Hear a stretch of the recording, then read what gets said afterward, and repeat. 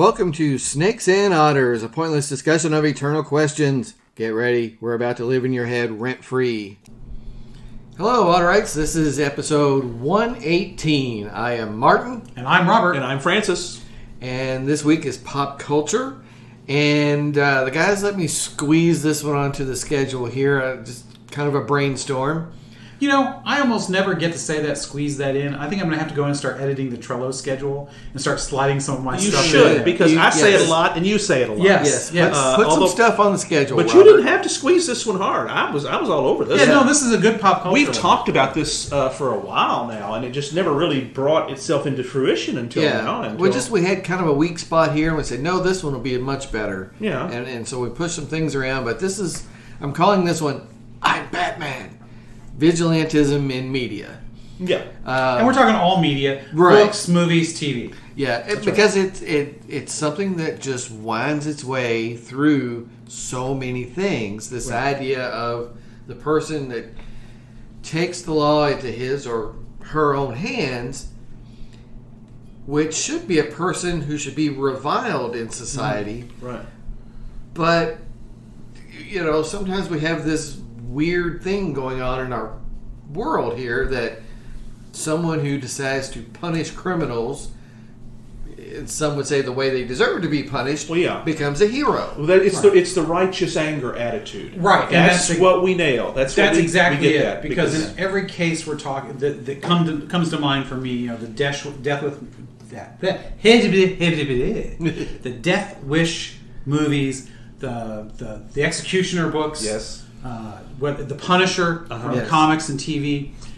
These cases are people who got screwed over by the justice system. That's right, yes. And they had no other recourse to get what in their mind is justice than to go it alone and take out the people responsible. That's right, yeah.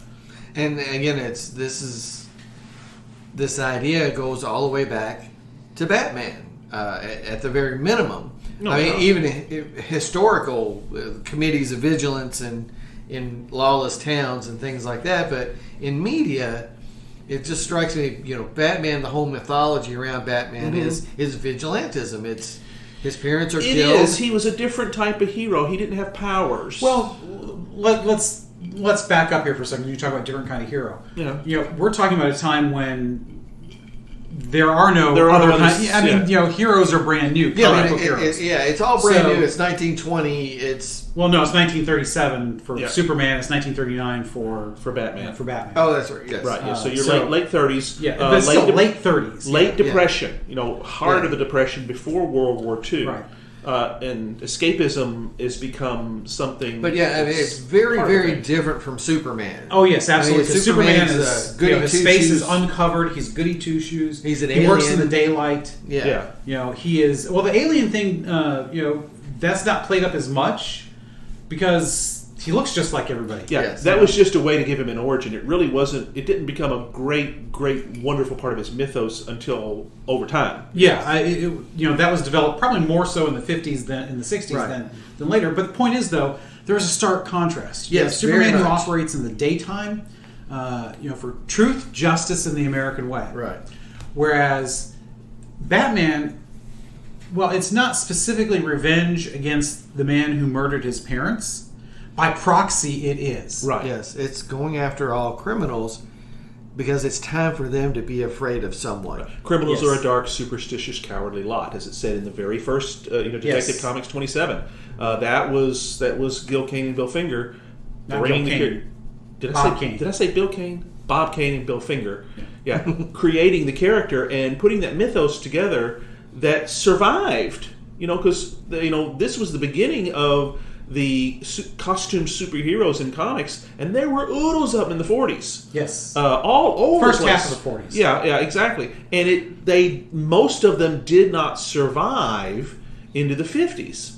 Superman, Batman, and Wonder Woman were some of the notable exceptions. Well, the ones who survived, it's not so much the characters didn't survive so much as it is there were just too many publishers.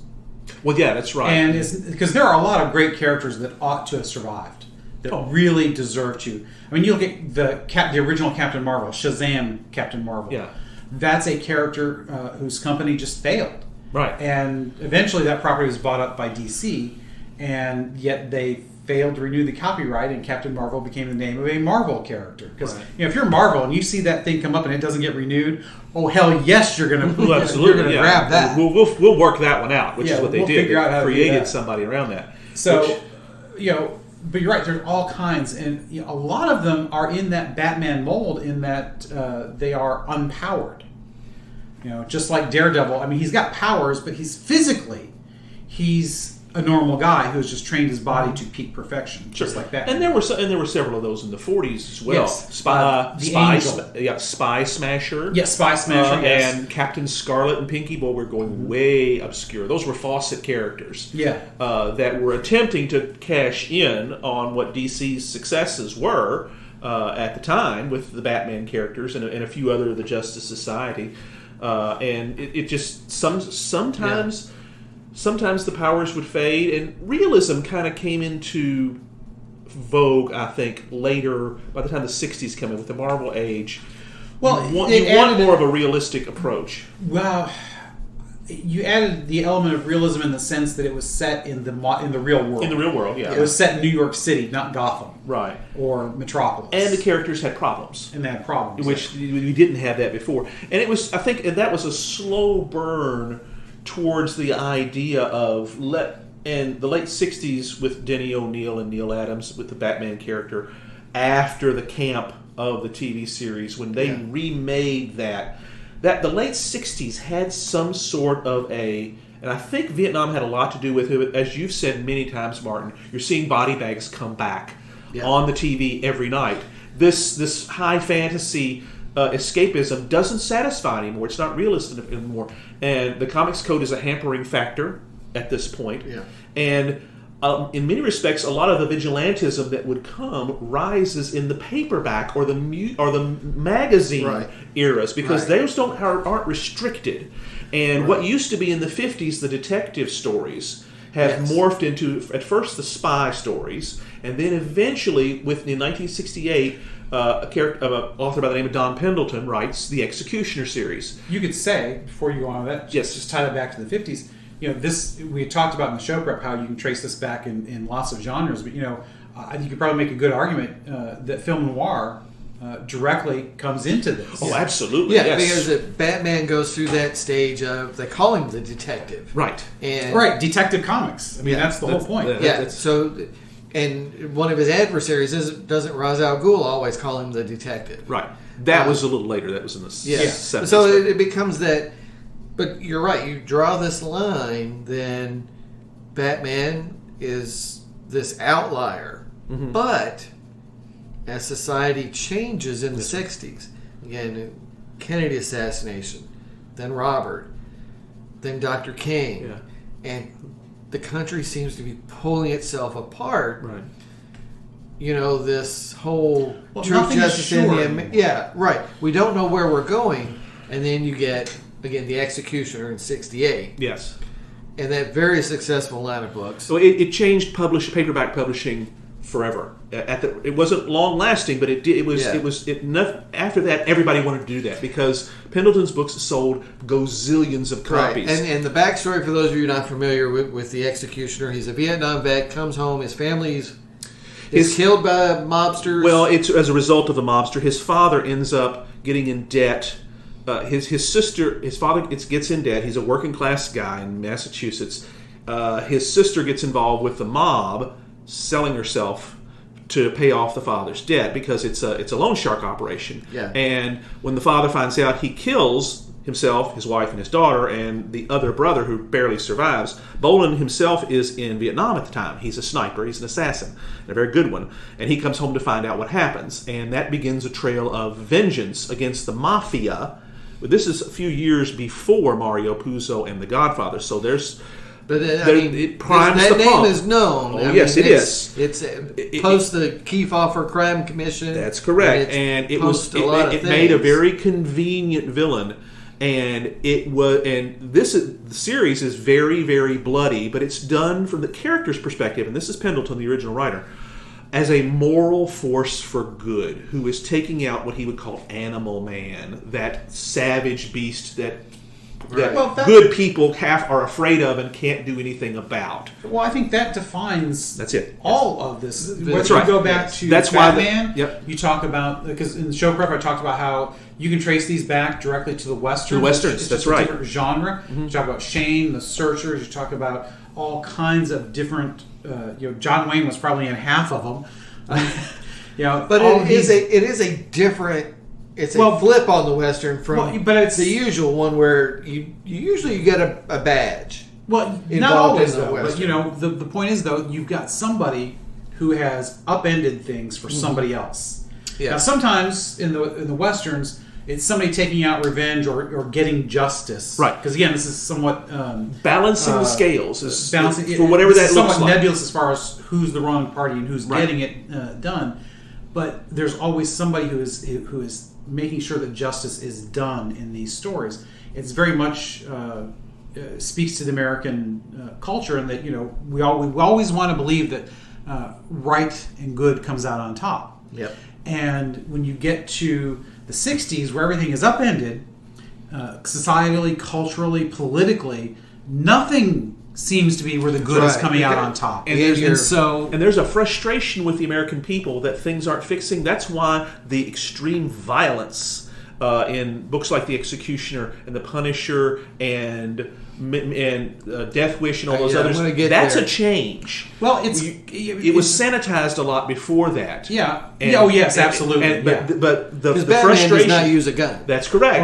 Well, he did it at first. He did it first. He did. He did. Yeah. If you look at some of those early ones that he did, but that was DC trying to... But again, that sanitization... There's sanitization because kids are buying this in the 50s. That was the intention. Yeah. I think it happened in the 40s. Yeah, but they did it fairly early on because of the kids. Right. But the thing about the violence, I think the reason why the violence takes root, why it is so big, is because it's cathartic. Exactly. That's because the whole point. I am working my way around this like circling the damn drain, and you do it in a second. That's exactly it. That's what I was trying to get at. We needed it at the time. That's why the damn things sold so much and became so popular. Well, it felt like the criminals had ratcheted up the violence first. Correct. That's right. Whether that's real or not. It was a reactionary thing. That was our feel. Yeah. The bad guys are winning. Well, it's because it was all over television. Whether the bad guys were in Vietnam or whatever, if it bleeds, it leads. That's correct. So everything that was negative is going to make the news. Yes. And there's very specific things happening too. There's Escobedo court decision, Miranda court decision, and there was just this feeling that the bad guys can win, and there's nothing law enforcement can do about it. A real touchstone film of that is Dirty Harry. Even though it's not a vigilante story per se. I was hoping you would mention that because it was very reactionary against Miranda. It's very clear at that time. And it was basically the cop who doesn't act like the cops are supposed to act because he gets the job done. Yeah. Just because he's a cop doesn't mean he's not a vigilante. Correct. And the first movie, which I still think is the best of all the ones that he did, it's amazingly powerful with a supremely good villain played by Andy Robinson. Andy Robinson, who played Garak on Deep Space Nine. Oh my gosh, that's right. Yeah, it's right. A very young role for him, and oh my god, it is creepy and awful. Scorpio. He is. Oh yeah, he was amazingly good. And that character, and I'm not going to go into Dirty Harry for God's sakes. If you haven't seen it, you should. But it's emblematic of all this stuff. We are taking back the justice from the crazy people who we can't seem to stop. Right. And then the next signpost, when you go from Dirty Harry, is Death Wish, 1974. It's loosely based on a 1972 novel, but Charles Bronson is a mild-mannered Manhattan architect who loses his family to thugs and says, well, here we go. And again, that ratcheting up that violence because it was very personal as a home invasion.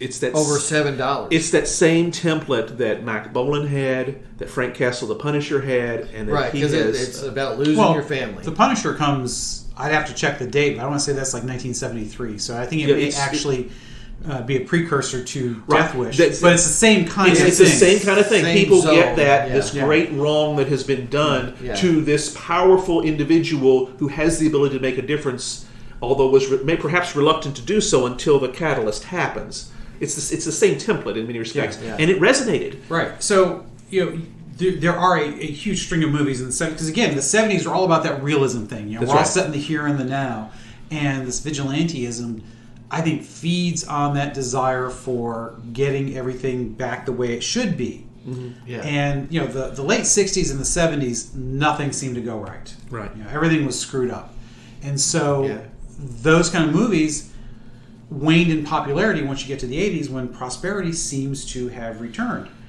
So that's they're still there, but it's not that lone wolf going out and they morph a bit. Yes, and there's some transition to that too, because you take a character like John Rambo, which Stallone does in 1980 as the Vietnam veteran. The Vietnam veteran theme runs through a lot of this, because there was that frustration for many people in the country that we should not have lost that war, but we did. And that kind of is something that plays forward. There's for also many that of these. Frustration with people with the soldiers that came home to be spat upon. Exactly, it was all part of that. There was no welcoming parades Very for much those so. guys, and they were scorned by their peers. Mm-hmm. And the executioner dealt with that early on, but when you take it to the mass media, it was John Rambo with First Blood, an excellent movie with Sylvester Stallone. Brian Dennehy, the late Brian Dennehy, who was based on a novel by David Morrell,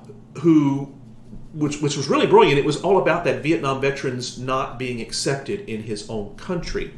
And it was... And the last 10 minutes of the movie, you guys probably, I know you've seen it. Yeah. Stallone doesn't say much throughout, but he has this breakdown at the very end.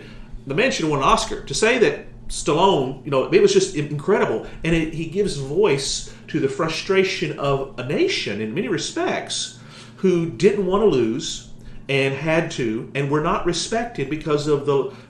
I do this for all the guys who came over here and spilt their guts and gave everything that they had. I want our country to love us as much as we love it. That's from the second movie. But that's kind of... and that's where the morph comes in, because you take this defeated Vietnam veteran, and in the 80s, during the Reagan time, you realize, we can go ahead and kick some ass on this. We need to kind of explode this out. And then you get Rambo First Blood Part 2, where it says, we're just going to rewrite the damn history, and we're going to go over there, and we're going to get our boys back. And that movie was a powerful cathartic moment in 85. For anybody, and that's only 10 years after the end of the war. That's too, exactly right. Which, when we are first watching it, it seems so much farther in the past. But when you start thinking about the actual timeline, First Blood is only 5 years after the end of the war. That's right. That's a flick of the fingers. To deal with that so hard, so quickly afterwards. Most people didn't want to talk about it anymore, but people. Right. But that movie says, "Oh God, maybe we should." Yeah. And that's kind of where they said, well, let's... And it kind of moves off. It's really interesting. The Rambo First Blood Part 2 was an amazingly powerful movie that made oodles and oodles of money. And Stallone was involved with it, and he did all of them, but he was very tight with David Morrell, wrote the damn screenplay, who wrote the first book. Yeah. So it was kind of in there, and it ended with, okay, we've got our vengeance now. And after that, all the movies they made after that, it was like, well, we've got this action star. Let's bring him in here. Yeah, and it's stuff set in Afghanistan. It was. I rewatched Rambo 3 recently, expecting let's see, and it was awful. It wasn't bad. I mean, it was not badly made, but I'm thinking this does not have the emotional punch. Well, it's because the setting is all wrong. It's all disconnected. It's all disconnected. It doesn't mean anything anymore. So right. There was no real reason to do it other than a cash grab. And of course, Chuck Norris makes a whole career basically on the same thing. That's right. Invasion USA is kind of even Delta Force is kind of a vigilante will. Sure. Sanctioned vigilante. And all of this, though, you started to talk about this transition, how things morph, and when we spend the late 60s and the 70s basically hating on ourselves. Yeah. And some of that is with these movies because the system screws over all of these guys. Death Wish is the best example of that. Because as well as The Punisher and the comics, which I want to get to more. Yes. I want you to.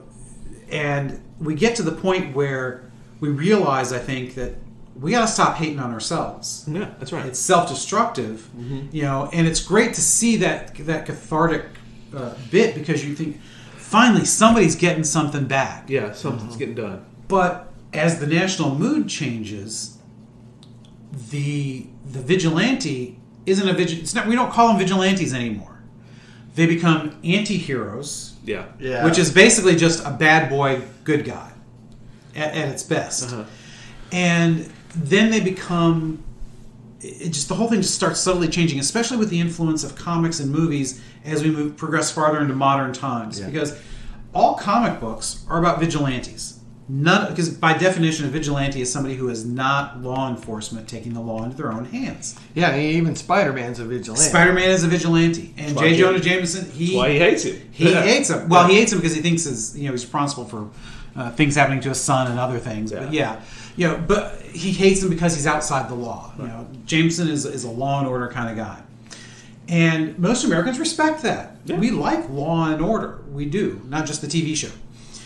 And the idea that there's somebody who is working outside the system is both thrilling and cathartic, as well as a little uncomfortable at various times. And I think the 70s it becomes probably too uncomfortable, and so it starts to morph. Yeah, and that's where you all of a sudden have government sanctions for these guys. Yes. Going out and doing stuff even like the that. second Dirty Harry film pulls back from that concept because there really is, inside the police force, they're executing criminals in the street. Yeah.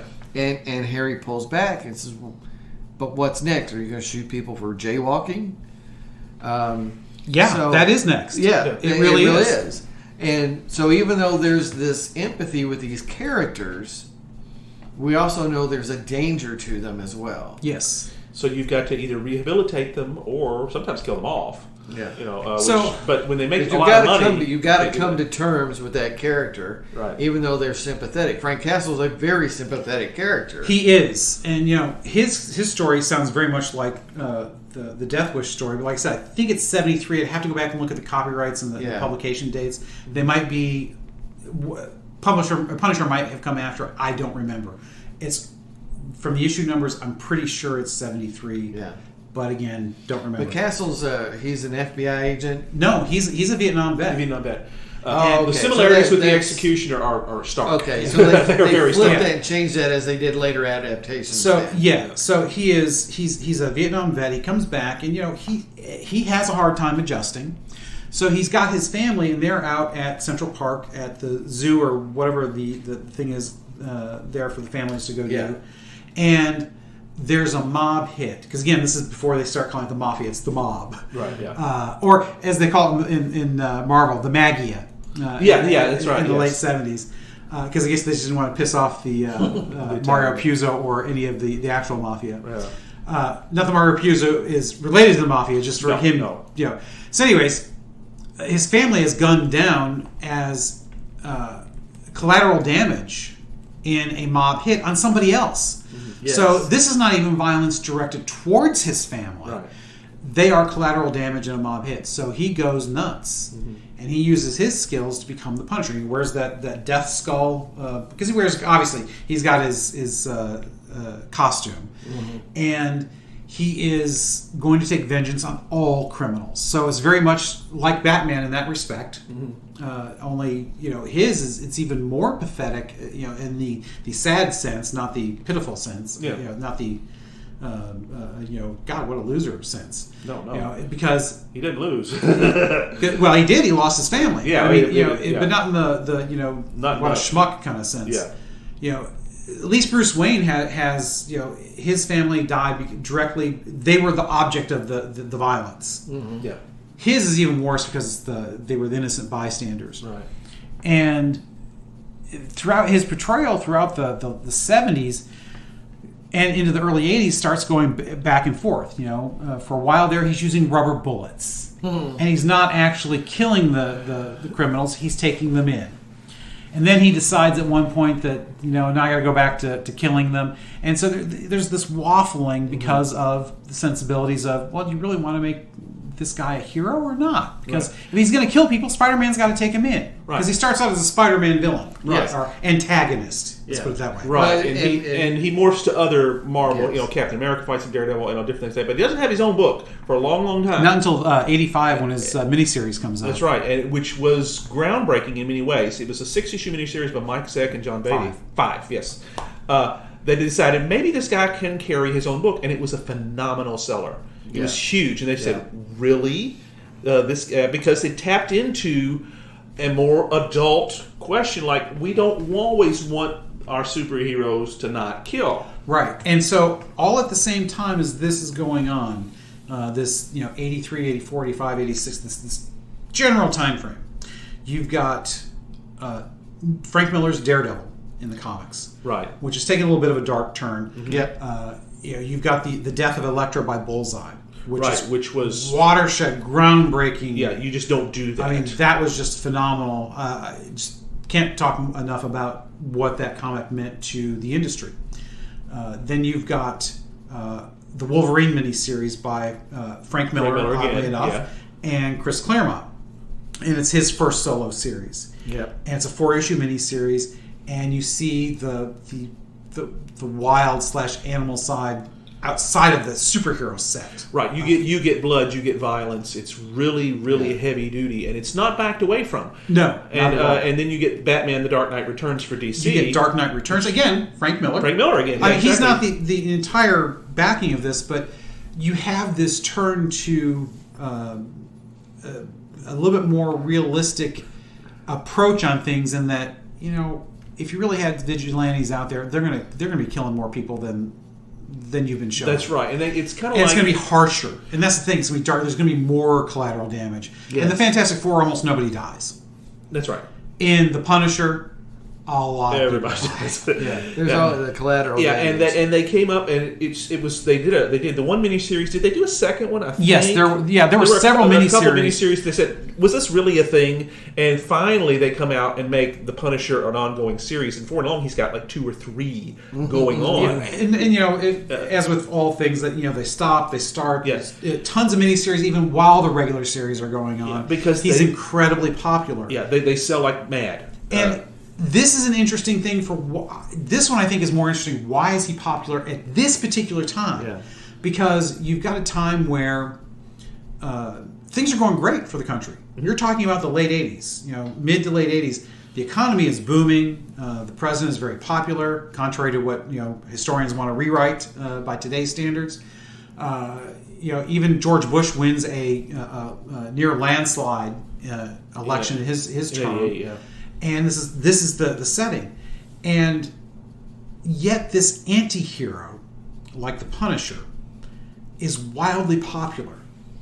And it doesn't fit the popular culture for some reason. Right. So it's tapped into something very deep and dark, I think. Yeah. And I don't know if it's the same dissatisfaction, because I don't know that as many people were feeling screwed over either by the government or anybody else at this particular time. It may have been a maturing of the audience that was buying comics. Well, I think it's kind of similar to what went on in the 60s and going on into when we hit 1970 in the movie changes, in that it's that rebellion.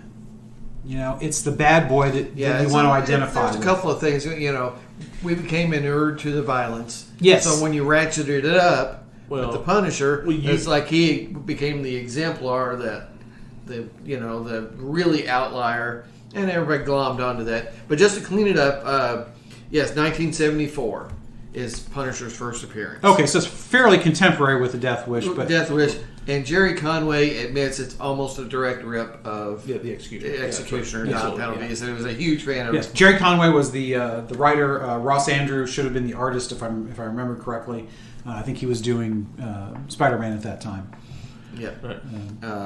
So I don't think it was Gil Kane anymore. I think he was done by then. I was going to say, Jerry Conway and John Romita Sr. and Ross Andrew. Okay, so Andrew was inking then. Okay, yeah. Right. It's Romita, I believe. Thank you, John Romita. So, although I could be wrong, but I'm pretty sure. We're giving him credit. We like to give creators credit here. Absolutely. Correct, Especially those are some greats. Yeah, they were. Yeah, absolutely. I mean, those are near Mount Rushmore comic guys. They are. So you're right. You bring up a neat question: is why does this continue to fascinate us? Because again, it would seem like that window of the '60s, again coming out of the riots and the disorder and assassinations and court cases that seem to give criminals an edge. We're used to that now. We should be okay. Well, and some of it was redressed, but not all. Right. And there was the RICO Act attempting to, again, to rein in the mafia and that kind of organized crime. Right. So there's things going on to address that, but yeah, it still grabs us. Well, yeah, because the vigilante, when the mafia stories would wane mid-'70s, late '70s. Yes. But all those vigilantes would be retooled to fight somebody else. Mack Bolan finishes with in around 1977 with the mafia, and he goes in to fight the KGB.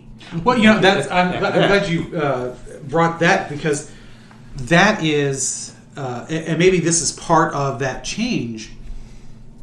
In popular novels, you have that, and maybe he's responsible for it, for that particular change, but if you look at all of the popular spy/thriller novels, it's one guy. Yeah. Always there's one man with a vision. With a vision. Sorry, I had to bring that in. We haven't done that in a while. Okay. But there's always that one guy who's that super soldier kind of guy. Not in the Steve Rogers aspect, but by the so highly trained, he is the best of the best. That's right. As Wolverine would put it, he's the best there is at what he does. Right. And he's always fighting insurmountable odds. Mm-hmm. And, for the most part, those novels are because he's fighting for country. Right. He's a patriot most times. And so that's a whole new thing that I think has grown out of this vigilante right, yeah. thing. Because you're still taking that one guy against insurmountable odds. In many ways, the vigilante is another way of portraying the hero's journey. And of course, the last 20 years, it's all been flipped to be terrorists. Well, terrorists, yes. Terrorists. Yes. I mean, that's right. Harvath and... That's right. Those are outgrowths of that same thing. That Brad Thor's character, right. Yeah, that are fighting whatever that is. I mean, with the fall of the Soviet Union, all of a sudden you don't have any KGB stories anymore. Cold War ends. A lot of the men's adventure stuff went belly up after that. The spy novels, you just didn't do that. They had to be reinvented for a new day in the 90s. Right. What's James Bond going to do without? That's right. Because Spectre is It was Fleming's attempt to realize we can't do this stupid Russian thing forever, because the first 7 But books that only becomes believable for so long. That's correct, and it kind of becomes a caricature after a time. Right. I mean, you can have that kind of organization in the comics like AIM and Hydra and the Magia because it's comics. Right. But when you put it in the real world setting, some of the stuff is like, well, that doesn't make any sense. How can they still be around? The government should have gone to war against these guys and wiped them out. Right. So, at some point, you've got to fight somebody besides those guys. Right. Is that how it manages to stay popular? Is you just change the bad guy? I think there's a lot of it. Yeah, there is something to the fact of going out and blowing the shit out of something that is a safe catharsis way for readers to really kind of feel like righteousness prevails. Yeah. I think that's a big part of it. There's a universal appeal to that. Because a lot of times the vigilante, the law enforcement, the authorities, I didn't see anything kind of deal. Well, sometimes Frank Castle walks away. Yeah, well, Paul Kersey walks away. Well, Castle doesn't always walk away. I mean, he is still hunted by the police. In the film adaptations, he basically. Well, I'm not spending a whole lot of time. That was not terribly popular, but Well, the best Punisher was really the most recent one on Netflix. It was fantastic. John Bernthal. Yeah, he was fantastic. You might want to point out too, we had 3 failed Punisher movies. Yeah, there's 3 film adaptations, which never Dolph Lundgren, and then Thomas Jane. Yes, and which he should have been a good one. He was good, but the story was sucky. They neutered the character so much where he wouldn't kill almost. I'm thinking, wait a minute, that you can't do. You can't do that way. You can only do that in the comics. That's right. And Thomas Jane's a fantastic actor, and he kind of got screwed over on that. Yeah. And I never saw the Ray Stevenson one, which is a shame because it was supposedly it's hyper violent. Well, that was the attempt. They realized you've got to do that. Maybe that's the problem with that one. You have to balance the hyper violence for violence sake is only going to appeal to a small number of people. Right. You got to have a good story to go with it. Right. So and there's got to be a reason even, for the... one of the greatest Christmas movies, Die Hard. There we go. Absolutely. Yes. Has violence, a lot of violence, sometimes for violence sake, you could argue, but there's still a point to that. He's trying to rescue his wife. Right. So that's why we don't call that one a vigilante movie, because he was not wronged personally in that. Right. But it's got a lot of the same But it's got a lot of the same... trappings. Yes, it does. It's got a lot of the same Even though elements. he's law enforcement, he's not in his jurisdiction. Right. And he's... So you can morph that vigilante a lot of different ways, and still come up with the one guy that can. That's why I say does. it owes a lot to the hero's journey type of story. Very much so. Very malleable. You change the bad guy, and you can still make it work. John McClane in Die Hard is very much the same character as Ethan Edwards in The Searchers, just not as twisted in many ways. But it's still the same thing. One guy, or in that case two, going out and doing what nobody else can do. So before we get into, I think what we need to discuss, it's kind of the elephant in the room, which is the superhero in the movies, vigilantism. Because that's kind of your starting point, anyways. Yeah, I'm Batman. You take it from I'm Batman, and then you again, there's this moment in the late '60s that's so pivotal to these stories and what brings them back into our consciousness, and then where we are now, MCU, DC, EU, or whatever it's all called. But first, we need a bourbon break. Bourbon break. That's right. Yeah, sorry to jump on your captain's prerogative there, but well, didn't want us to get... he's captain. You're captain, yes. Right. Sorry. Yes. So, sorry. No, you perfect. I poured some of your Knob Creek 9-year-old. Yes. Little This ice. is part of that 3-pack. You cracked it. I didn't know that. Well, technically I cracked it. Well, I yeah, gave the him host. the honor. Yeah, but his. I Let him pull the wax off. Oh yeah. I didn't. Yes, I've not had this one yet. It is Superb. 9 years is people may not realize this, but 9 years is a long time to age your That's bourbon. a big investment. Yeah, A big it is. investment to leave it in the barrel 9 years. But this is one I think I need to try and neat and get. But it mellows out super with some ice. So where does that sensory explosion happen for it? This is a little bit in the throat. Okay. But so smooth. Just none of that sharpness is happening. Just a very mellow chew, very mellowed out. Some sweetness into it. It's good. Very good. Excellent. So, Knob Creek 9-year-old, Claremont, Nelson County. Absolutely. Interesting enough, Knob Creek is where Lincoln lived. Yes. On Knob Creek. Yes. That's what they're naming it after. They're kind of putting that together there, which is kind of What have cool. you got, Francis? I am still drinking a little bit of Hank Williams Jr.'s favorite, Jim Beam, the Black Label small batch. I liked it so well last time I had to go back to it again because it was a new one for me. I had never had that before. So I still think that is a surprisingly nice surprise. It is, nice exactly, surprise. and I'm still trying to because I know Robert really just like jumped. I was shocked at his original reaction to it, and I'm kind of savoring. Well, that. so unexpected. That's right, and that's why I said, hey, I got to get a little of that. So actually, I've already finished off the one that I had because it was so good. So back in our early bourbon days, besides the Basil Hayden, which is what we started and we cut our teeth on in our bourbon drinking, we did a lot of 1792. Yes. And I had an unopened bottle, 1792 small batch. So one of the things you have to understand about bourbons, most of the time you see something like small batch on it, that means first of all, it's a limited run, and it's a special bourbon. At least it's supposed to be. Right. And it's supposed to be a notch above the rest of the stuff. Yeah.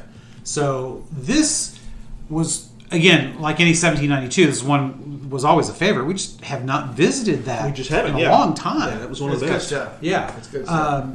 It's got a bit more bite than some of the ones we've been drinking of late, but it smooths out very nicely. It hits the very top of the back of your throat, right there where your Adam's apple is. Mm-hmm. Good. And it doesn't overpower you in any way.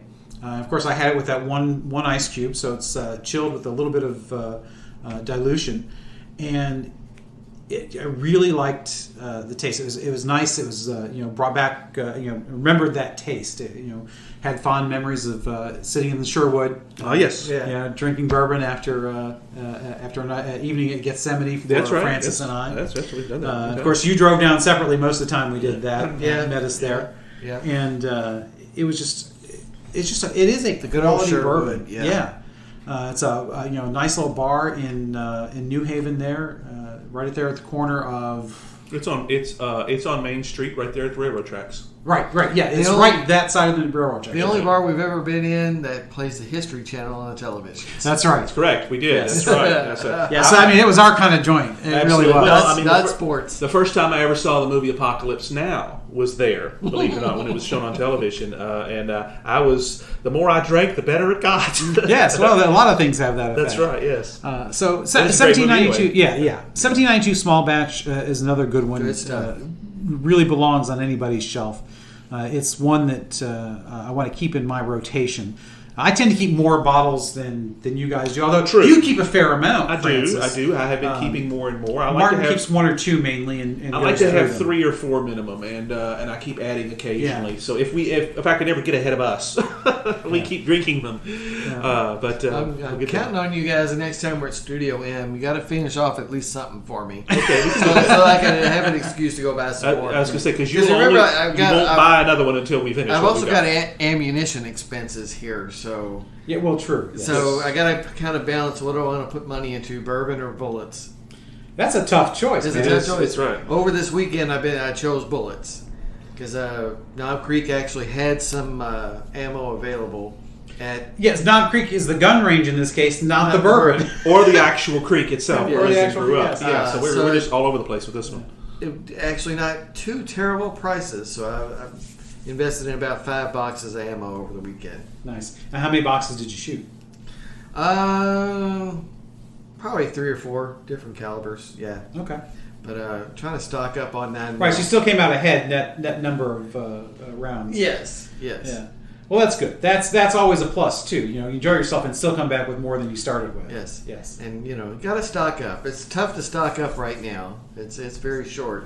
Yes, we've talked about it in the past somewhat, but the whole COVID shutdown thing has really screwed up everything. Yeah, all the supply chains are a disaster for all kinds of consumer products. Yes, the just-in-time type of supply chain really got goofed up. Yeah, it really will eventually straighten out, but it's going to take a while. Well, the toilet paper is the best example of that, with everybody going crazy because you only had so much on hand. Everybody bought it up, and then it took a while to get more. Because, and you hear the trucks weren't running as much as they were. Yeah, and you get the news stories about the toilet paper plants that are trying so hard, and because you're affecting people's lives very, very negatively. Very negatively. That's correct. That's right. Nobody wants to run out of toilet paper. That's right. Sears doesn't make catalogs anymore like they used to. So that's right. I suppose we can. Fortunately, we have a newspaper in this town that it's well worth it. Well, yeah. That's true. Would work for it. Yeah. Well, I don't know how much longer we'll have it, but yeah. That's what I like. Well, the Louisville Journal was very foundational in Lincoln's education and career. Forgot to mention that because there's that Louisville tie, obviously, which is precursor to the Louisville Courier Journal. Yes. So why did we morph these vigilante stories into these awesome films? I think it's or is that the right thing? I mean, I think it is. The superheroes have been out there forever.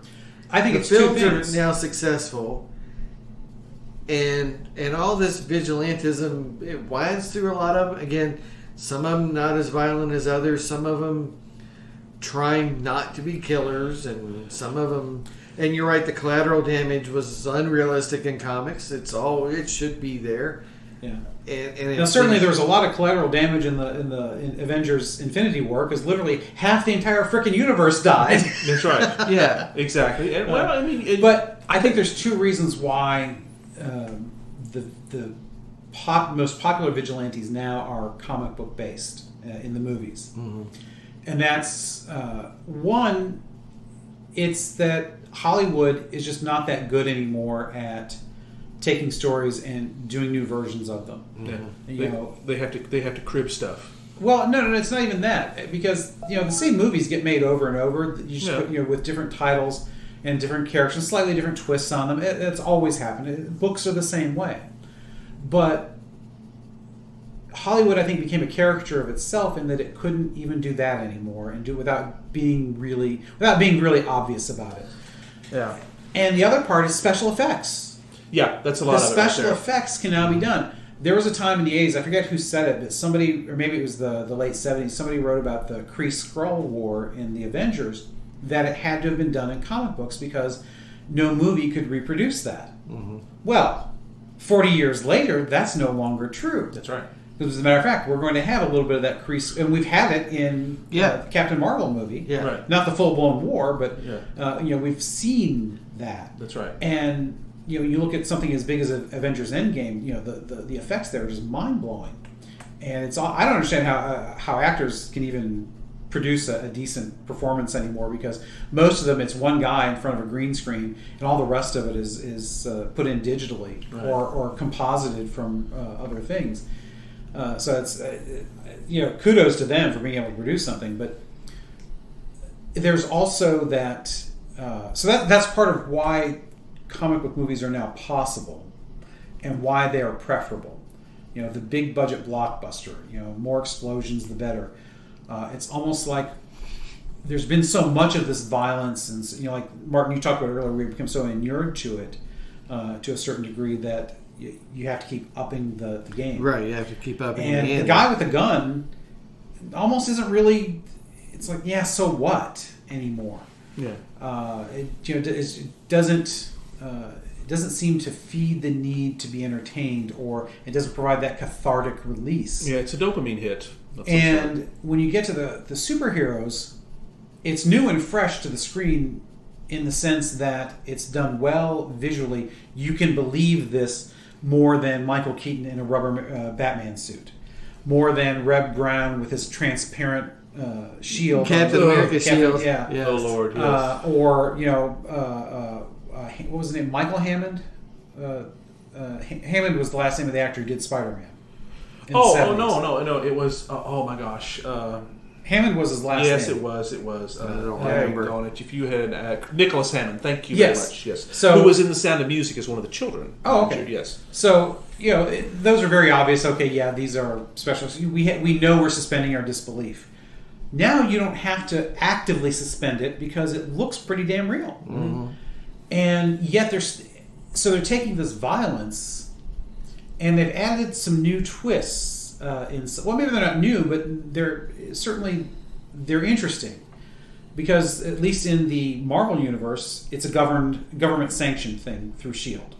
Right, which kind of had to happen if it's no, going to not continue. necessarily. I mean, because you can still go there, but once you start pulling them all together, because they're co-opting the vigilantes. Well, and you're also drawing on this. I mean, S.H.I.E.L.D. is a direct outgrowth of James Bond. Right. That was Nick Fury, agent of S.H.I.E.L.D., is 007. That's right. That was exactly what it was intended to do, yeah.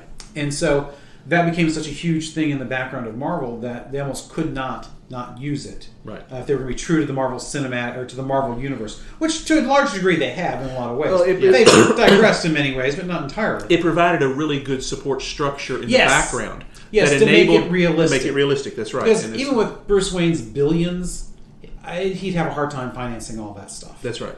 When you look at the Justice League in the comics, they had a freaking satellite at one point. Yeah. They had a freaking moon base. Yeah. Who pays for that? Bruce Wayne. That's what they he say. Doesn't have that kind of money. Yeah, that's trillions of dollars. I know. In fact, there's a great line in the Star Trek in the Justice League animated when they build the Watchtower.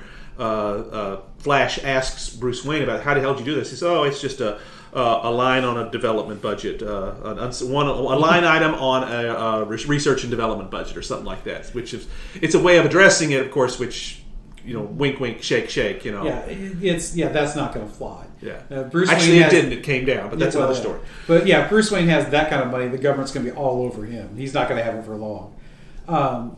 So, at least with Marvel, because obviously Marvel has been far more successful than DC's. DC has tried to hang on to that dark almost. Well, Christopher Nolan with The Dark Knight Yeah. told them, because it made oodles of money, said, "Oh, we've got to do this," and they've never let. But they don't that understand go. that's Batman's shtick. That's correct. They've not. That's not Superman's and Wonder Woman's, and so or Flash or anybody else. That's right. And so it doesn't work when you because Batman in the Justice League is not really the same Batman in his own books. Correct. I mean, he is, but he's got to be written a little bit differently. Yeah. Right. And I'm glad you mentioned the Christopher Nolan Batman because again, that's the vigilante story re-emerging. Correct. Yes. In a very modern way. Right. And it works. Very, very much so. Yeah. Although, let's be real, The Dark Knight, the second of those movies, is the real movie in that. Yes. The first one was good. The third one was meh.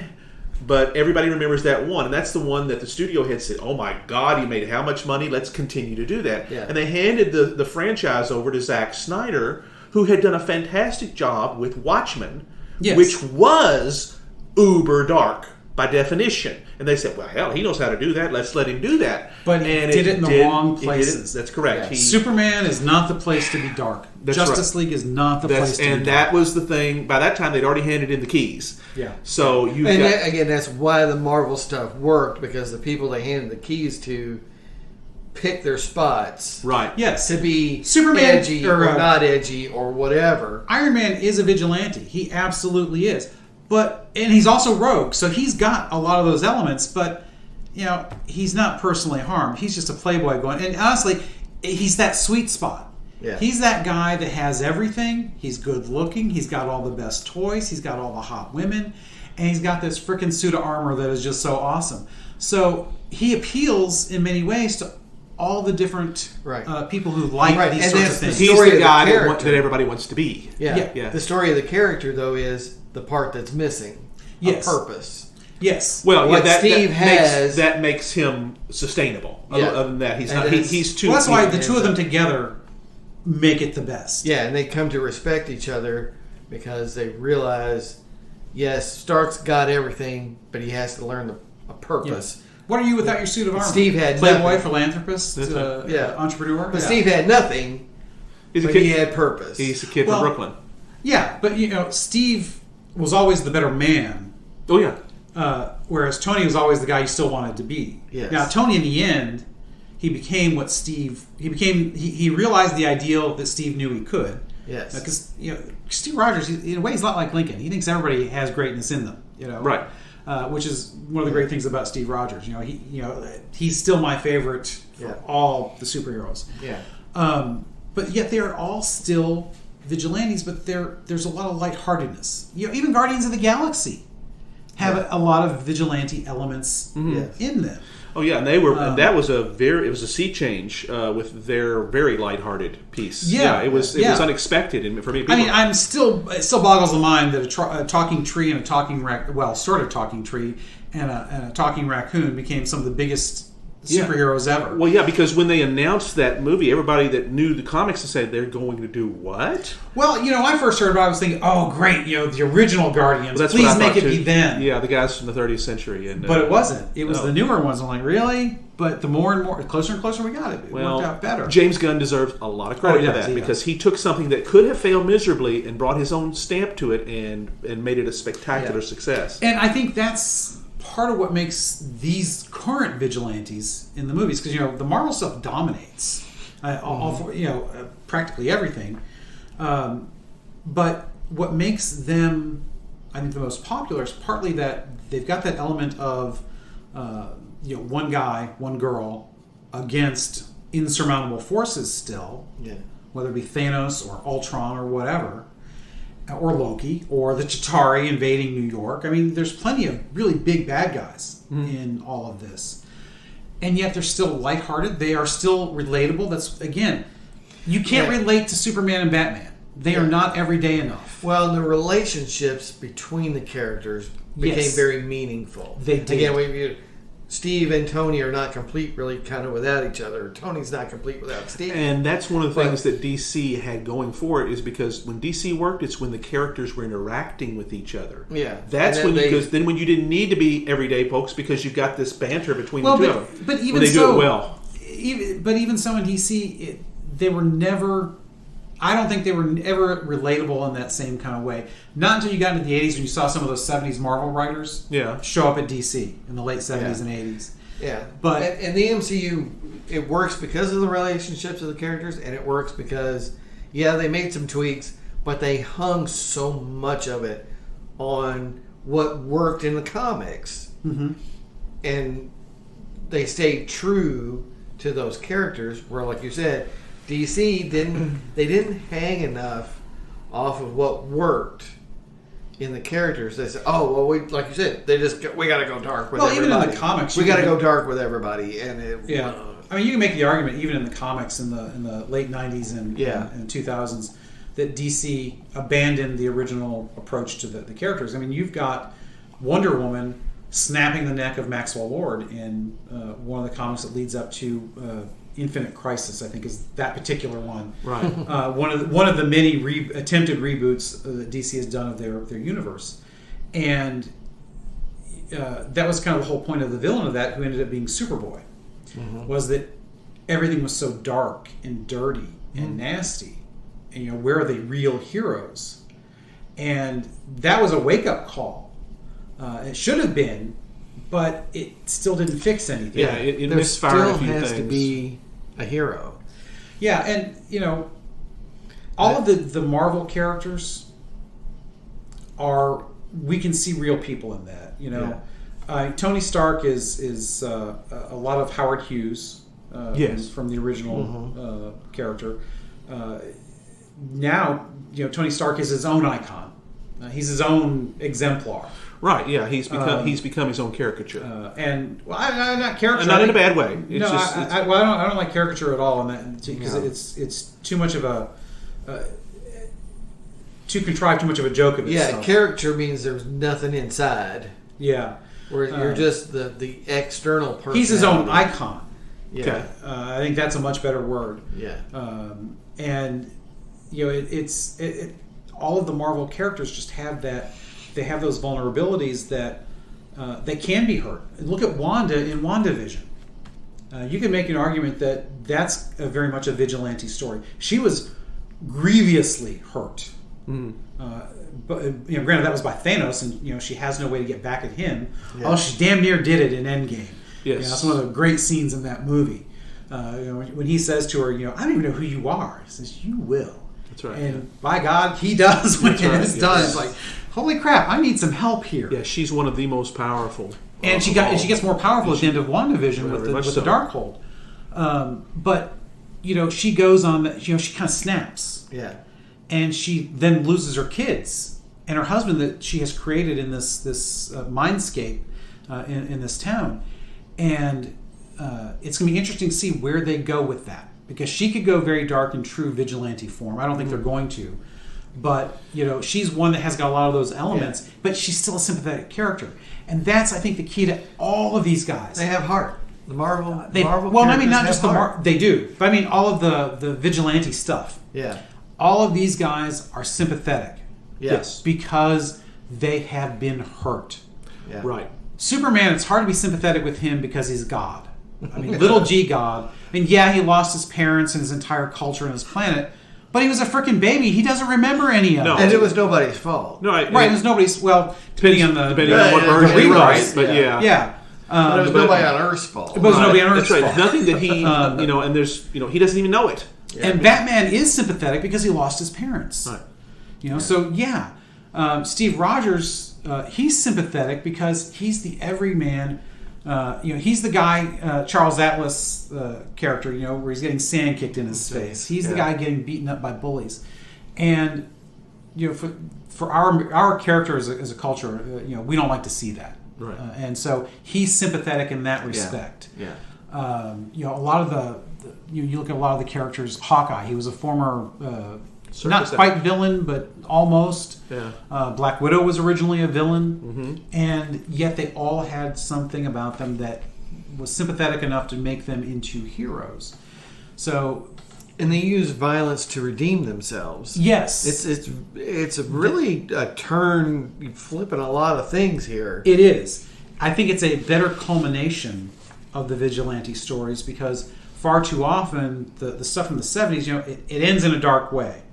You may get revenge, but where are you left after that? Yeah. You're still an empty, bitter man. Yeah. Or if you're not dead or in jail. Yeah, even though the police lieutenant lets you walk away, well, what's left? Right. You might as well just put a gun in your mouth. Yeah. But with the superheroes, the interesting thing is they have maintained that turning that hurt, that anger, that harm that was done to them into something good. And so I like to think of these as a culmination, a fulfillment of that potential. Because like I said, some of these vigilante stories is the hero's journey. Yeah.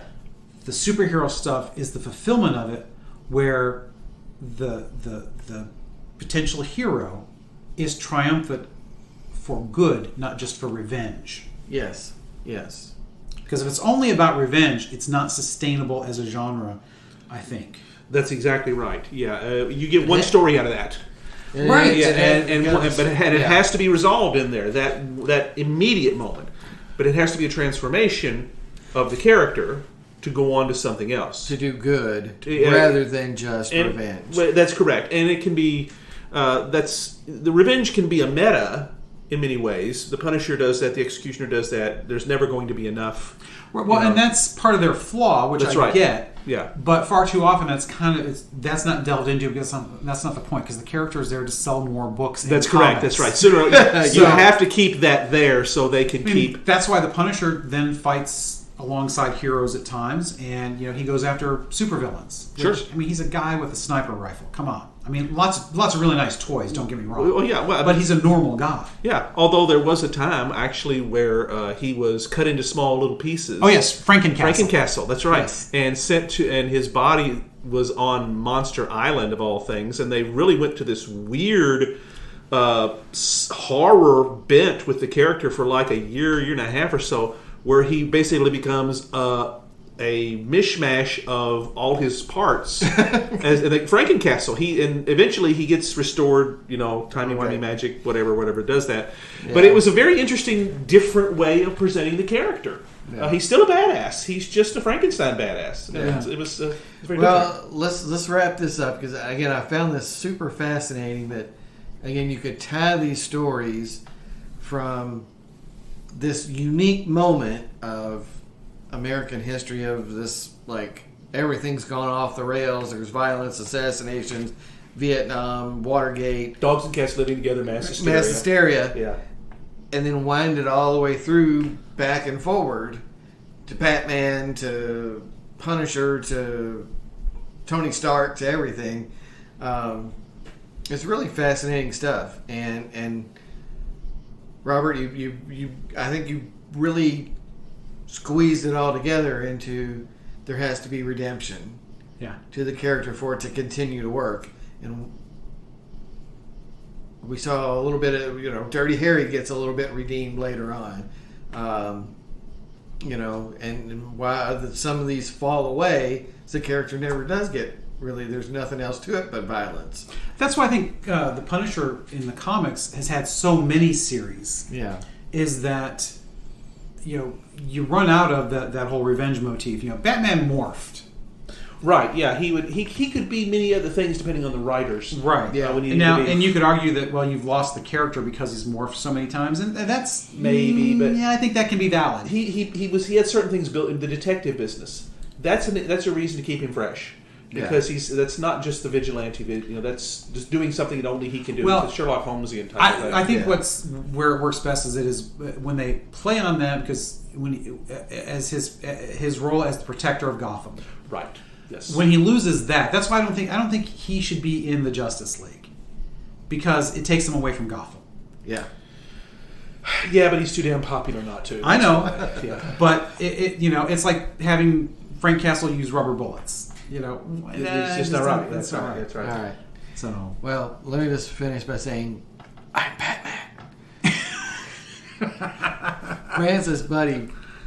I don't know. What are we doing next? Well, we're doing history next. Yes, it is history. What's next is we're continuing our World War II theme for the year with the rise of fascism. Oh yes, this will be a meaty episode, most definitely. So indeed, yeah. This is kind of like, how did it happen? That's exactly right. It's kind of more about the backstory leading up to World Yes. War II. And it's more than that, though, because fascism is not just World War II. It's other things, too. Yes. We're going to discuss that. We're going to go deep into what it is, what it isn't, why we should pay attention to it, and how it's still around. Ooh.